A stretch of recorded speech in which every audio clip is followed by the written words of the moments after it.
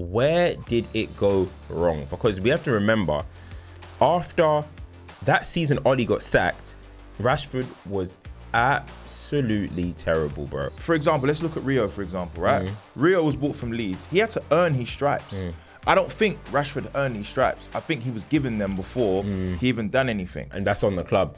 That's on the club. Do you know what I'm trying to say? Then you give Rashford all this money. Where's the hustle gonna come from? Yeah. You've earned everything already. Rashford's one of the most richest football players in the world.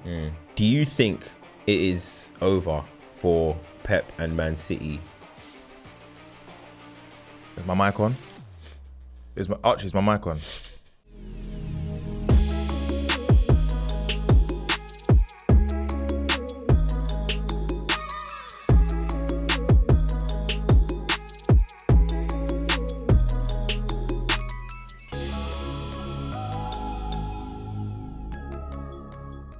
So, the big news, man. Big news has happened this week.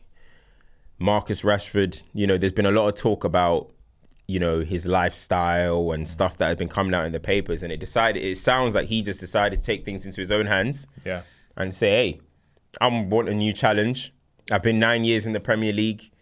I've learned a lot, but it's time for a new challenge. So he kind of said, you know what?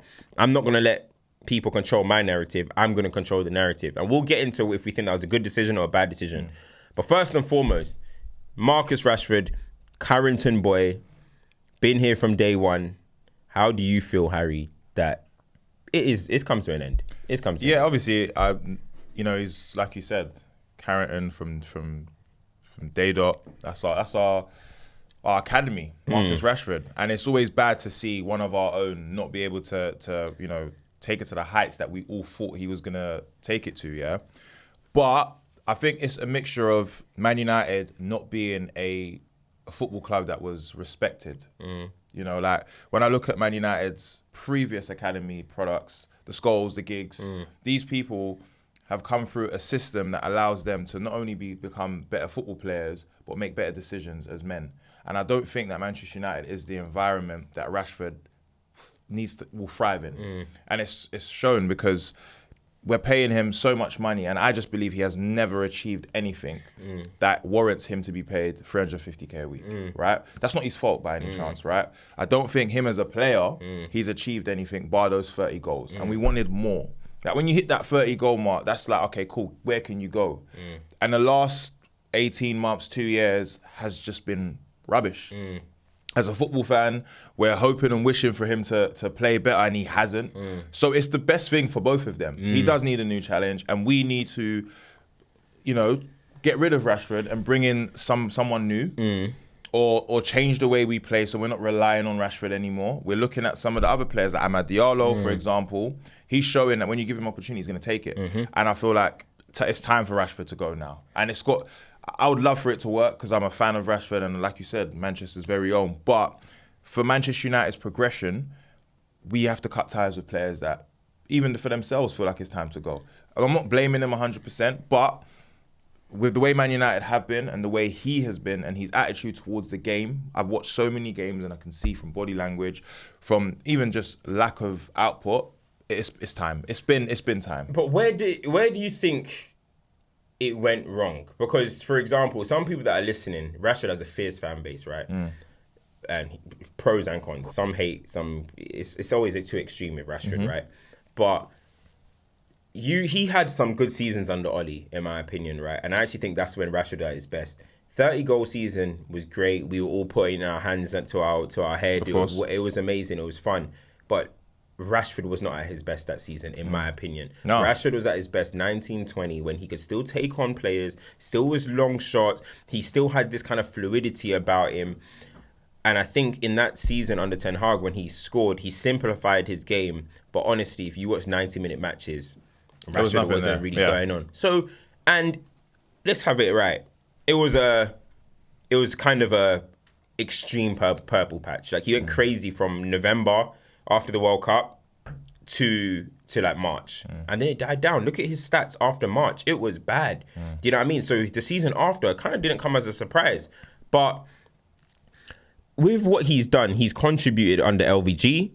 Jose didn't really feel him. Jose kind of turned him into a workhorse, and he wasn't really a fan of him. And then Ollie kind of put his arm around him and was kind of like, listen, you're going to be the guy, Carrington, we're pushing it. You Lukaku, you can leave. We're going to kind of push Rashford, Martial in the Greenwood situation. Them three were the ones, right? But then, obviously, as I said, the Ten Hag situation happened, the 30-goal seasons. But where did it go wrong? Because we have to remember, after that season Ollie got sacked, Rashford was absolutely terrible, bro. And people start talking about he's lost his girlfriend and all that nonsense, right? We were giving him excuses. He had that purple patch season. And then after that, again, it's been poor. But what do you think, before we speak about what the club have done, like how we think maybe we haven't developed him or whatever, what do you think went wrong for Rashford? In my opinion, just based Is it the money? Is it because he got given the money? I think there's not just one sole thing. I think when you look at Marcus Rashford, you got to look at the beginning. Now, he was drafted into the team because we needed him. We didn't have a striker, and he hit the ground running, right? That is a situation that I don't think he expected for how great it went for him. And we just expected to see a high trajectory of goals and him maturing in his game. And you mentioned the Ollie season. I think Ollie season, we saw, like, there was even comparisons to Mbappe. Like, that's the level that he was getting to.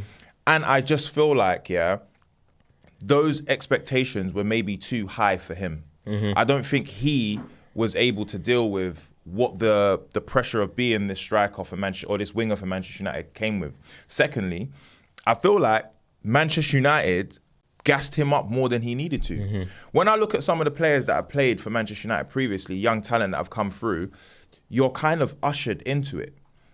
For example, let's look at Rio, for example, right? Rio was bought from Leeds. He had to earn his stripes. I don't think Rashford earned his stripes. I think he was given them before he even done anything. And that's on the club. That's on the club. Do you know what I'm trying to say? Then you give Rashford all this money. Where's the hustle going to come from? You've earned everything already. Rashford's one of the most richest football players in the world. But on the pitch, it's not representing. So it's like, as much as you can blame him, and confidence is always one thing as well. When your team's not playing well and we're looking at you for goals and for you to take it, and you can't handle that, that obviously has its pressure. The media as well. Like, the scrutiny he faces is a lot. Some players can deal with that. Some players can't. Rashford's clearly shown that he's not one of those players that can deal with it. But I think it's a mixture of the club and also him as well. I don't think he has that mentality to be able to pattern through the difficult times. So much so he takes to social media and says things like, actions speak louder than words. And we're yet to see the actions. So it's just been an absolute nightmare. And I think he needs to restart away from Man United. I think, I think there's as you mentioned, there's a mixture of things. I do think that, United put something on him, which, as you mentioned, maybe his talent, his application at that point, maybe had not necessarily warranted for a team of this size. Now, if Rashford are doing the same things at Villa, of course should be Villa's talisman and main man. But you're looking at the talisman, the main men of other football clubs. You're looking at Salah. You're looking at KDB, Saka. You're looking at even Saka to an extent, right? Because I feel like even with Saka, you still look at Arsenal in certain situations and you think to yourself, can he even be released a little bit more?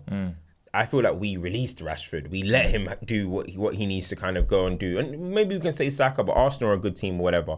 But you look at the elite guys. If you're going to be the best player of a team, you need to be elite. I mean, you need to be elite. And I think we gave Rashford that kind of elite treatment a bit too soon, And that is definitely an issue. And the thing is, when you're playing, I think also it started becoming a bit of a burden. I think he felt the responsibility of when Man United lose. I think he started feeling like, because he's the Carrington player, because he's that one, it's all on him.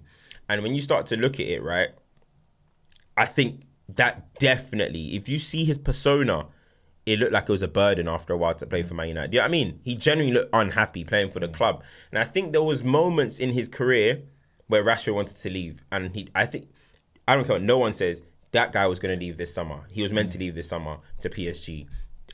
If you know, right? So, and it didn't happen. Cool. Now, I think this season he came in with just kind of no kind of motivation.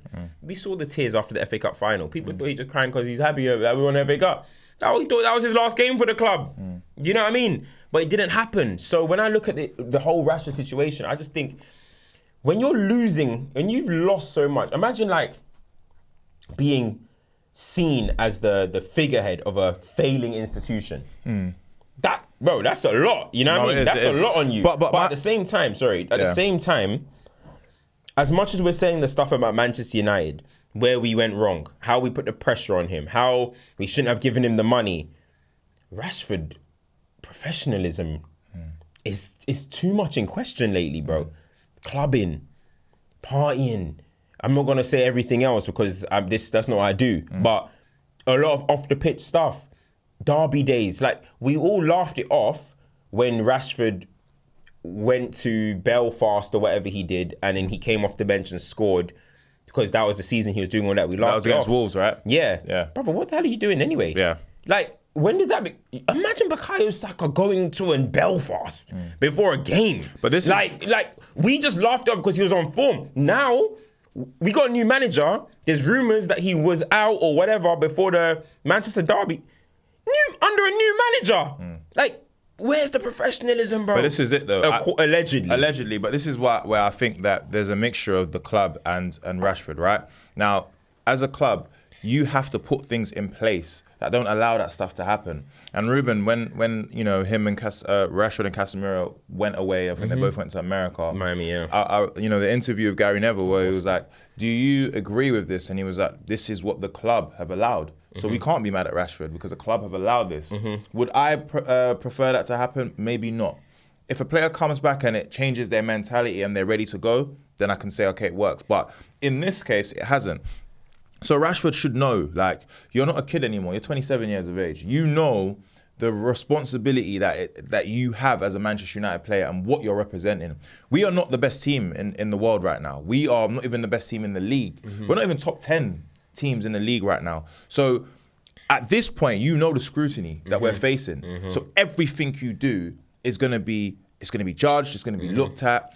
And it comes down to then how much do you want it? Yeah. Now, if you feel like, you know... I think that's left him. Yeah, I don't think he wants it. I don't think he wants it, and I don't think he wants it at Manchester United. No. I think he will always love Man United. He's a born red, but playing for Manchester United, I think has taken too much away from him 100%. than what essentially he, you know, when he came into this, you come into this for the love of the game. Yeah. You're playing for your club that you love.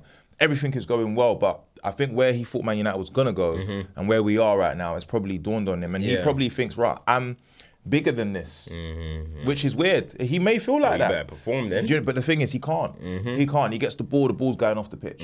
Like, confidence has been absolutely destroyed. And even the goals that he scores, you know, usually with a player, when they score goals, it gives them confidence. It's like, okay, he scored 2 goals and then he's gone back to the way it was before. Bro, I could name on one hand how many good performances he's had. And even, like you said, that 30-game season, it wasn't to say that he was playing incredible. No. He just scored vital goals for us. So when you look at it in the grand scheme of things, it has been about 4 seasons. It's been bad for a while. So for me, this is the right thing for him anyway. I think it's time for us to have a new start. We've been saying it for the last 3-4 years about players that we feel like need to leave. And it's not necessarily to say that we don't want them at the club anymore. It's just not working. It's just not working. And the thing is, sometimes a marriage comes to an end, bro. Do you know what I mean? How many times, bro, we've been speaking to girls before, blah, blah, blah.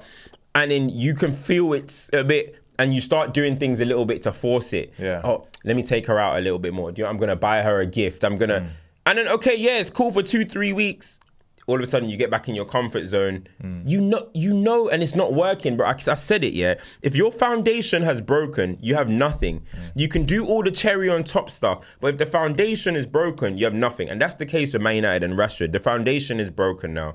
I think we've got to move on. But my thing, aside from Rashford, it's the fans. Listen, I understand it, the emotional side for a lot of fans also haven't seen Man United in their successful days, and Rashford's like the first graduate who is. So I'm not telling any fan don't love Rashford. I loved Rashford at one point. You know what I'm trying to say? Like, I was always defending him, blah, blah, blah.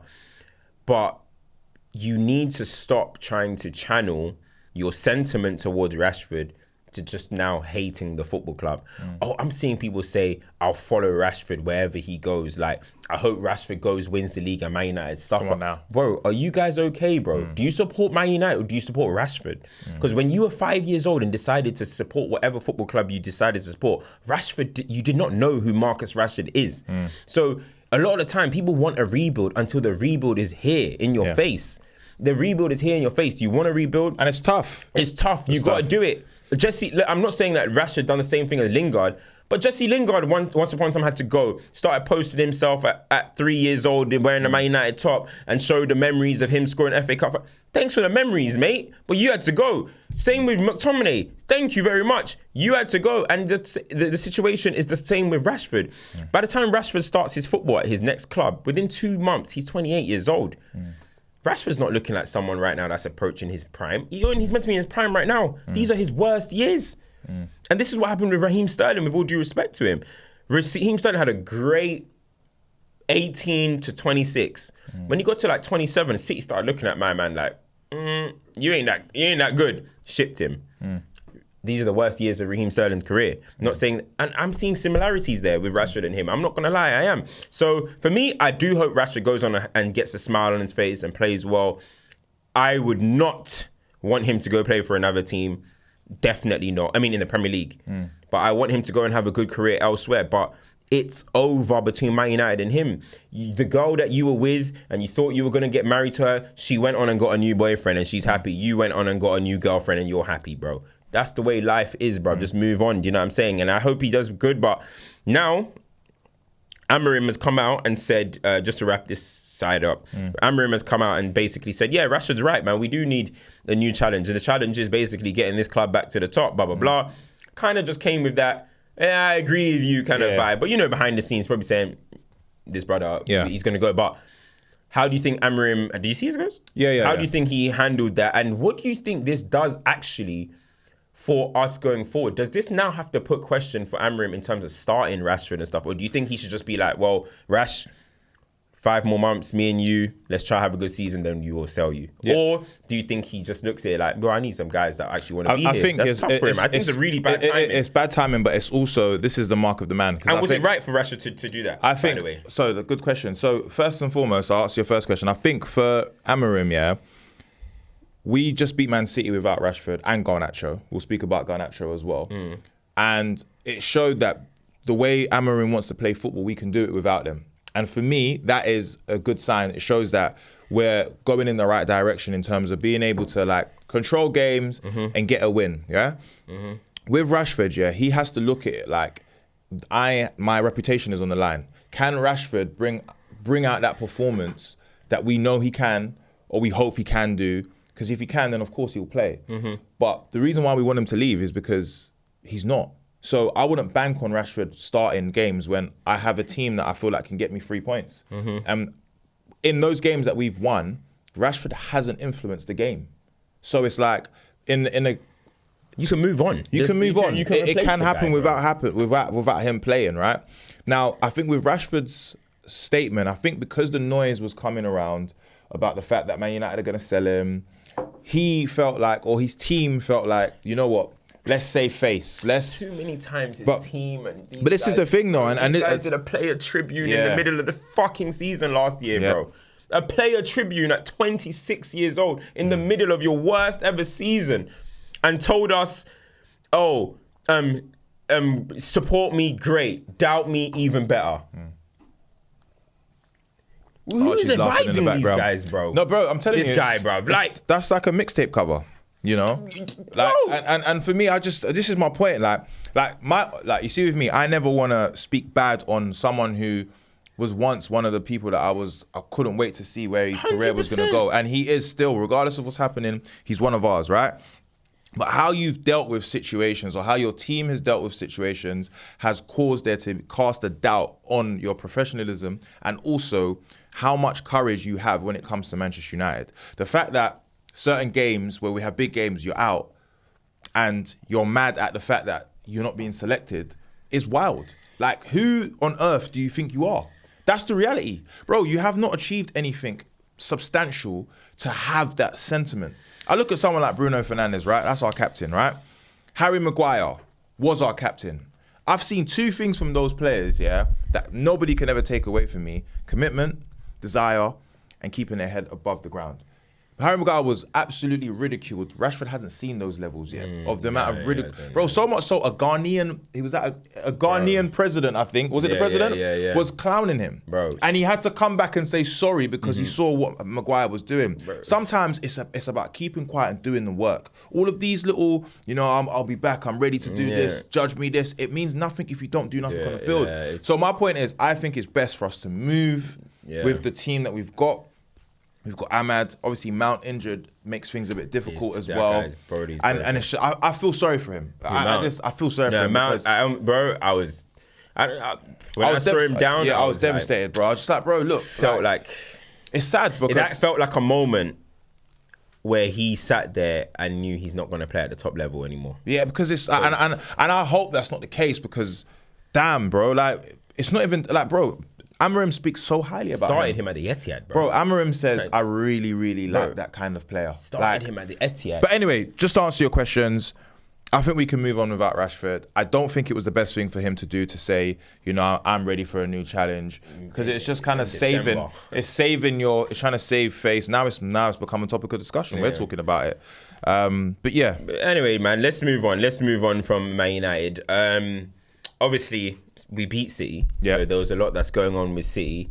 Obviously, everyone's talking about City, and it's something that's been drummed in a lot. But when you watched us against City, listen, City have lost 8 of their 11 games. Everyone's trying to say they've won 1 and 11. And I'm like, hold on, 1 in 11 sounds better than 8 losses in 11, bro. Like 1 in 11, because that could be like 7 draws. No, they've lost 8 games in their last 11 matches, bro. You know how ridiculous that is, right?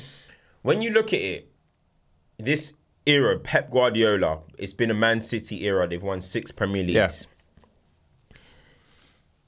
Do you think it is over for Pep and Man City? Is my mic on? Is my mic on? Okay. Now, there's been conversations about Pep Guardiola being the greatest manager in the Premier League. All right? Now, within those years that Pep Guardiola has been the best, he hasn't had any real problems. He hasn't faced any adversity. I think Liverpool winning the league once was the one thing that we can say they deserved it, to be honest. And people said it was a COVID league or whatever. We got back to reality. Pep Guardiola has taken over. This is the first time that we've seen Pep Guardiola face adversity with a team of players that has won him trophies before. This, for me, is the mark of the man. I look at Sir Alex Ferguson. How many times has he had to rebuild a team and come back after Chelsea and Arsenal have won trophies? This will show me, because I've seen Pep at his highest. I've seen him do it at Barca. I've seen him do it at Bayern. I've also now seen him do it at Man City, where you've won trophies in the league countless times. Your reputation is on the line right now, and we're seeing the cracks in you as a person. I've never seen Sir Alex Ferguson be head loss in the street. Like, we're seeing a man almost scrap people. People are having to hold him back. Now, if your head's gone as the manager, what is it saying about the players? The players are now going to look at you and be like, wow, his head's gone. He don't believe in us no more. And the players, where they're playing, they don't look like they believe in themselves no more. I believe if things continue this way, other teams are going to just be like, this is the time. They can smell blood. Liverpool seem to be on their way. We spoke about Chelsea 2 weeks ago, about how next season, if they get the right defence and stuff, they'll be back. Arsenal have already been in and around. This is the time where Arsenal probably should be like, this is our chance. Man United, with all due respect, I love my club. I didn't expect us to win yet against them. But they're giving out 3 points. So go and get them, guys. That's what I'm saying, bro. Go and get them. So I believe if this continues, this will be the pivotal turn in Pep Guardiola's reign at Manchester City. He also has, I think, 1 more year. He's got signed a new 2-year. But I don't know, correct me if I'm wrong. Apparently, if he wins, it becomes 2 years. Really? I don't know. I heard that anyway. But yeah, if to answer your question, this is scary. This is scary times. You know what's funny, right? I said the other day, when it was 1 win in 9, I think it was, I said what if City go like 5 wins in 20? Yeah. I said, what if they go 5 wins in 20? And would they get rid of Pep? And people were like, nah. Well, first of all, it's impossible that they go 5 and 20. We're now at 1 in 11, bro. Mm-hmm. Yo, they have Villa away this weekend, bro. They could lose, bro. Then it's 1 in 12. Hold on. At what point, now I'm not saying sack him, but at what point do Man City and Pep maybe just say, why are we so happy? I'm just like, at what point do they just say though, like, no, assalamu alaikum. You know what I mean? Yeah, if they go, bro, 8 losses in 11 games, bro. I think that's the same form that they said Southampton. No, their form was worse than Southampton or some shit like that. Like, bro, and listen, he's got the most. Archie, I want to ask Archie. He's got the most credit in the bank in Archie, the world. obviously, you've obviously seen Man City now over the last 11 games, as Cam's just mentioned. Yeah. Oh, we're gonna get onto you in a sec too. Yeah. Don't worry, we'll talk to you about it in a second. But what do you think about City? Because you obviously seen it from a place of you've been chasing them for the last 2 years. This is the season where they've probably been their worst ever since probably there was that main road. What do you think? I want to enjoy it, but we're not capitalising on it from an Arsenal fan's perspective. We're not at all. It's tricky to enjoy something when it feels like more of a missed opportunity than anything else. It's great to see from a personal perspective because they're cheats. 115 charges! Flat out. I don't want to hear anything else. No, and I think Cam's mentioned it there. How big is his credit in the bank? Like, how much credit in the bank has he got to hold on to his job? I mean, surely it's the most in world football, right? But like, how far does that stretch? Because like Cam said, if they were to get 5 wins in 20, I tell you what, he'd be doing better than he's currently doing. Like, that'd be an uptick in form. So from my view, I can't see them sacking him. I can see him walking, but I can't see him pulling the plug on him. Firstly, who do they go and get? And secondly, half the players are like, they're his players. Like they play for him. Does Haaland go? Does KDB go? Like where? This is KDB's last year. Yeah, like he might not. I don't think KDB will be here next season. What do they do? Like, yeah, seriously, rebuild. Where are we? Rebuild mode for Man City. Like, yeah, has to be in it. But I think they'll be more aggressive than an Arsenal rebuild, a Man United rebuild. Agreed. City, I think, will go sign 4, 5, 6 in the summer or whatever. But Arsenal, though, right, in and amongst this, you alluded to it a little bit. Arsenal not capitalising on this. As an Arsenal fan, how do you feel about that? Because I swear City are only within 3 points of you guys, no? Yeah, this is the most nuts thing. So they're in their like worst form of their life. Yeah. And they if they'd have won at the weekend, they'd have gone level on points. Where do you stand on Arteta saying he's won 3 trophies? Oh, it doesn't mean nothing. I love him, right? I love Arteta. And again, when we talk about credit in the bank, with me, he's got infinite amount of credit in the bank because from what he brought us back from in the Emery years and the couple of Freddie Ljungberg games and all that sort of thing, like he's got credit in the bank with me. But he's showing this like arrogant streak, which I'm not massively enjoying if we're not backing it up with performances. Yeah. Like, don't get me wrong, if we were flying like we did a couple seasons ago, we were banging in goals against everyone and we had like a mad win streak and we were playing really well, I get it. I'll be all over it. But he sat there like, yeah, I've won 3 trophies if you include Community Shields. Like, no, if you include Community Shield, is very, very bad. Remember when Jose said that he won a treble? When he won 3 trophies, he said that I've won a treble, Community Shield, League Cup, and Europa League. That's got more validity than what yeah, Arteta because there's said. more to it. Because there's actually 2 legitimate trophies in there. Do you know what it is? I don't understand this with Arsenal fans, yeah? And even Arsenal in general. I feel like it's difficult because, like what you just said, the Arsenal that Arteta picked up and the Arsenal that they are now, over the last 3 seasons, you would be buzzing to have a team that could actually challenge and do well, not only in Europe but also in the Premier League, right? But there always seems to be a stumbling block with Arsenal. They can't get past that level where we can call them an elite football team. And I think there's a stubbornness that Arteta has by not being able to change the way they play in certain moments in the game. Now, look, I'm not a coach. I can only watch football by the way I see it. They need a striker. Me personally, to take you said this before, to take you to that elite level, yeah, you need something different. Now, it's working well with the corners. Don't get me wrong, their corners are spectacular. But once that gets sorted out and teams know how to defend against you, yeah, in order to win games, you've got to win them in different ways. And I think if you go head-to-head with Liverpool, you struggle. You go head-to-head with teams in Europe, like if they face any top teams in Europe, they struggle. There isn't a second way. But the arrogance that Arteta has, he's not going to change that. And I think that will be his downfall for Arsenal. Because Man City are absolutely shit this season.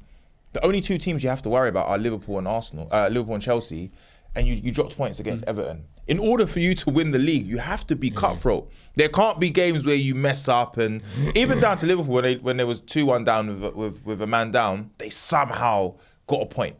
That is the form that I feel like Arsenal need to have in order to win things, and I don't see it happening. I just think Arteta needs to take the shackles off a little bit. I mean, I think. But how does he take the shackles off? Personally, for me, I think he puts Declan Rice in the lone 6 and plays as many attacking players on the pitch as possible, bro. I don't think he needs to do Partey and then have to have who else is? But I don't think he trusts. Who is it? Marino. Sorry, Yeah, yeah. as long as he plays Marino, he's fucking up. Like For me. seriously, as long as he plays that guy. But then I don't think having Declan in the 6 on his own, I don't think he trusts him that much. That's why I feel like he has to have. You've seen it, Jorginho will be there. Yeah, I know, but that's because he wants this kind of slower build up and he wants to pass it from the back. I think he's trying to protect. For me, put Declan Rice in the lone 6. If you want your team to be, Declan Rice is the best ground coverer probably in the league or whatever. Put him in the 6. Arsenal have enough good players that regardless, they're going to dominate most teams. It's not like all of a sudden Declan Rice in the 6 and they have some attacking players. Arsenal are going to be like just getting wiped in transition. Nah, they've got 2 solid centre-backs. They've got all their centre-backs are athletic. They've got Declan Rice in the 6. I will play him there, and then I would play attacking players. I'd have Odegaard out there, Saka out there. I'd have Ethan out there. If they want to play Havertz, whatever, whoever, but I would not be this Moreno and then Partey and then this. Not saying Partey hasn't been playing well, by the way, but I'm just thinking about how do Arsenal become a little bit more offensive without being able to buy a striker. That's all I'm trying to say. So I just think, and even it may sound crazy, but I think they may need to go back to having like a Kieran Tierney or something, like who's actually, I know I ain't seen him play in a while, but a proper left back, someone that can go forward. Because right now you got. Give Lewis Skelly his flowers. He played unreal. I love Lewis Skelly. I've watched him in the youth team so many times. But he's a midfielder, by the way. Exactly, yeah, he is. And the thing is, I wouldn't even mind playing him. Yeah. But the thing is, right, they're playing him to invert. Everything is invert. Moreno, then you got Lewis Skelly, and then you got Martinelli out there by himself. And it's the same thing. Going on. It's the same You fling it out to Martinelli, he tries to do a dribble, cut inside or whatever. It's very one-dimensional, Open up the pitch. I would even, I know this, I don't know. I would personally, I think the angles, because Arsenal's left side is bad, right? That's what I was going to The whole left side of Arsenal is bad. It's everything right-sided. Me, to spread it out, I would probably move Odegaard to the left centre mid. Move Odegaard to left centre mid and play a Ethan Nwaneri, for example, on the right centre mid. Get someone to support Martinelli. Get someone to make that side more dangerous. Because right now, I saw the percentage. 48% of Arsenal's attacks are down the right-hand side. That's because you got both your safety pass players, Saka and Odegaard, on the same side. But to be fair, right, so our tactic is essentially at the minute give it to Saka and hope. Yeah. Because he's our only world-class attacker, I'd say, right? Quite comfortably. Odegaard. Quite comfortably. Attacking-wise. Sure, to be fair, but in terms of that front three, he's our only world-class threat. That left-hand side is so isolated. And right, I don't particularly rate Martinelli. But the way he just gets kind of marooned out there on his own to go take someone on. Now, certain players have got the talent to do that. If you had someone equivalent of a Saka out there, you'd kind of be fine with it. But that left-hand side, like Cam says, has been our sticking point for a while as well. Like, we've never really nailed down a left back that's fit. We've never really nailed down a left side of centre mid, and we've never really nailed down a left winger because we rotate between Martinelli and Trossard, and it's like whichever one of those starts plays terribly regardless. So we're kind of stuck, and we've become a team essentially just full of meatheads. Like, we've just got these huge players across the pitch for no real reason, and I like Havertz. I'm still yet to pass judgment on Marino, but he moves too slowly for me at the minute. He's not yet. We've just got a team that are just huge, Giants. and I don't really know why.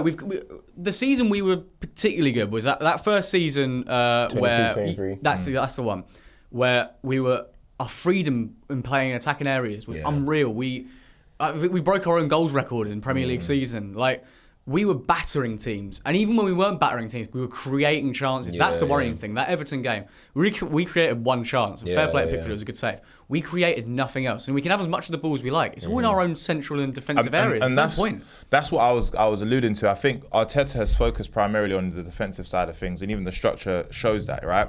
But there's two sides to the game, and the game that I feel like the part that I think he's lacking with is the attack. And most of the goals come from, like you said, the right-hand side. It's Saka, Odegaard, or it's a corner. And in order for you to win the league, and essentially that's what Arsenal fans want, you've got to offer a bit more. And we've seen that when you compare to Chelsea and Liverpool, there's different ways they win games. It's usually, open play. It could be a set piece. It could be so much. But their general play is attacking, and there's chances being created. I feel like if Arsenal continue this way, they're gonna suffer, because I'm looking at like Havertz. I think he's a good player, and his link up is amazing. But once he gets shunned out of a game, we need another option. He says that's my point, and I think this is where the stubbornness comes from Arteta, for me, in my opinion. I just don't like how I feel like it's the same thing with Pep Guardiola at the moment and Arteta. I feel like when something goes wrong, where's the creativity in your management? We all talk about creativity in players. Where's the creativity in management, bro? Where's Pep Guardiola not just saying, do you know what, this ain't working, let me just drop my stubbornness in how we play, let me just make us tough to beat, hit some teams on transition, just for now, we've had the worst run, whatever. That's a bit of creativity in the management, and we've seen him do stuff like that, folding false nine and times, but Arteta as well, look, obviously Arsenal are not out of the title race or anything like that, but it's okay, cool, you're struggling to score goals, most of your XG is coming from set pieces and stuff. Where is that little tinker? Where is that? Do you know what? Today, Saka, you go left wing. We're going to try Ethan on the right. Or, do you know what I mean? Where is just that? Something. Yeah, Odegaard, you know what? Today, we're going to play actually a double pivot of Rice and Partey. And Odegaard, you're just going to be in a 10 role. Where is that kind of creativity in management? I feel like managers just sit there, we have our system, we have our way, and then just do this. I'm looking at it, right? I remember when it would be going wrong for Man United. Ronaldo will be playing on the right, let's say Giggs or Nani or whoever will be on the left. Ronaldo's having a stinker. All of a sudden, Giggs is on the right. Ronaldo's on the left. Ronaldo goal. Yeah. Do you know what I mean? Or Rooney, I'll go left wing. Ronaldo, you go up top. Or little solutions would just pop because obviously up. they've got their own best positions, right? But that doesn't mean you only have to play there. Exactly. Saka is maybe the best right winger on the right. One of the best right wingers in the world, right? Yeah. But why did he have to stay the entire game? Don't get me wrong. He was cooking Mikalenko, but give him a chance to cook a 39-year-old Ashley Young. Seriously. He's stuck on the right wing. He's stuck there. And also, just a small point, Ben White not being there is kind of killing us. He's the only fullback we have that overlaps. Yeah, but I feel like no one else overlaps. Yeah. That's what gives us our width. That right hand side is so good when Ben White overlaps, because at least it's another option. And that little slide pass that Saka plays into him is one of our biggest attacking threats. We don't have that on the left hand side at all. But without Ben White on the team, we're particularly struggling for creativity, which sounds mental because he's a right back. But we are struggling largely due to that, I think. But yeah, man, I feel that's some of the talking points of this. Yeah, that is. Obviously, congratulations, Vinny. Oh yeah. I find it so hilarious though that he wins that and not the Ballon d'Or. But because the Ballon d'Or is voted by geeky journalists and thingies vote. The players, he almost got double the votes. On player vote. Did Rodri turn up? No. But it's not in the news, is it? No, of course not. Of course, it's not in the news. Not in the news, is it? But yeah, no. Obviously, we'll see how the things go this weekend. Obviously, we got Tottenham tomorrow. Yeah. Arsenal got a game today. Who are you facing today? Palace. Palace. Oh yeah. Congratulations on getting through to the. Cheers, mate. You know what was the funniest thing this week was? Did you see 5 Rios? Obviously, what, do they still call it? It's not Rio Ferdinand presents.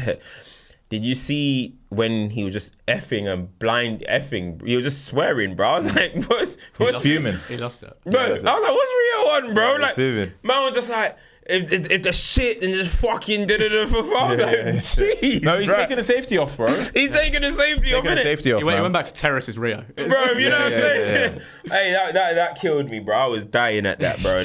And you know what's funny? Everyone was like, yes.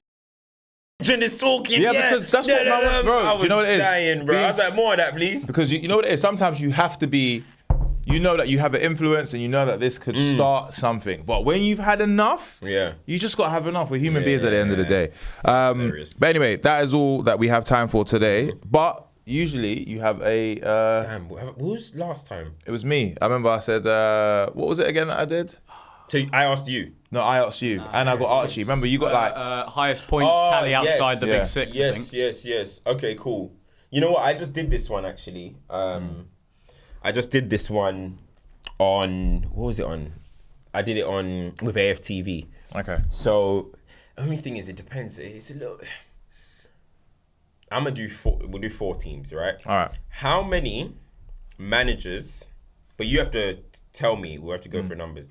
How many managers can you tell me in 1 minute that have managed Arsenal, Chelsea, United, and Liverpool? But not, I say like he's not not one man has managed all of them. But no, I mean, how many managers? Yeah, can you tell me in 40 seconds? Do you reckon? I think I could do. So you said Liverpool, Chelsea, Man United, Arsenal. I think I could do 10. 10. Yeah. You could do more probably. All right. I'll say 10. 10. Yeah. All right. Hold on. Let me do this timer. Let's get 40 seconds. Yeah. Yeah. 10 is. Yeah. Let's go. All right. No. I'll say 20. Back yourself. 20. 20 in 40 seconds. I'm just gonna go crazy. All right, 20, 20 in 40 seconds. That means you have to name. Yeah. Just go. Let's go. Okay. 1, 2, 3, go. Sir Alex, Arsene Wenger, Gus Hiddink, Emery, Carlo Cudicini, Scolari. Cudicini? No. Sorry, Ranieri, Ron Atkinson. No, not in the Premier League. Not in the Premier League. Oh, damn, Gerard Houllier, Klopp, Arne Slot, Amorim, Ole Gunnar Solskjaer, Giggs, Carrick, Liverpool. Who else? Rafa Benitez. Oh, who else? Great. No, he wasn't Premier League, was it? Graham Taylor? Oh, Dan, you got 14. 20, that's good. That's 14. difficult, though. I could. Man said Carlo Cudicini. I wanted to say Ranieri. How much did you get? So I did 18. Okay. But bro, I could have went on for ages though. Yeah. I can't lie. I could have. It's only because I was playing like it was like a liar game. Yeah. So I said, I can do 18, and then they were like, no, you can't. And then 14 out of 20. I'm alright with that. 14's good. 14's good. So you did 18 out of I just did 18, and then they just told me to stop. Yeah. I could have went on. I could have. Who else did I miss out though? Brendan Rodgers was the first one I was thinking. Brendan Rodgers. Did you say Ten Hag? No, I didn't. Didn't say Ten Hag. Did you say Carrick? Yeah, you said Carrick. Jose, you didn't say. Yeah, which is crazy because he managed 2 of the clubs. Yeah. All right, that's good. 14, I'll take that. Yeah. It's not bad. Not bad. All right, guys. Well, have a good Christmas, I guess. And we'll see you on the socials for the Walshals. We've also got a special FA Cup game that we're going to be involved in, but we'll announce it closer to the time anyway. Have a good holidays. Peace.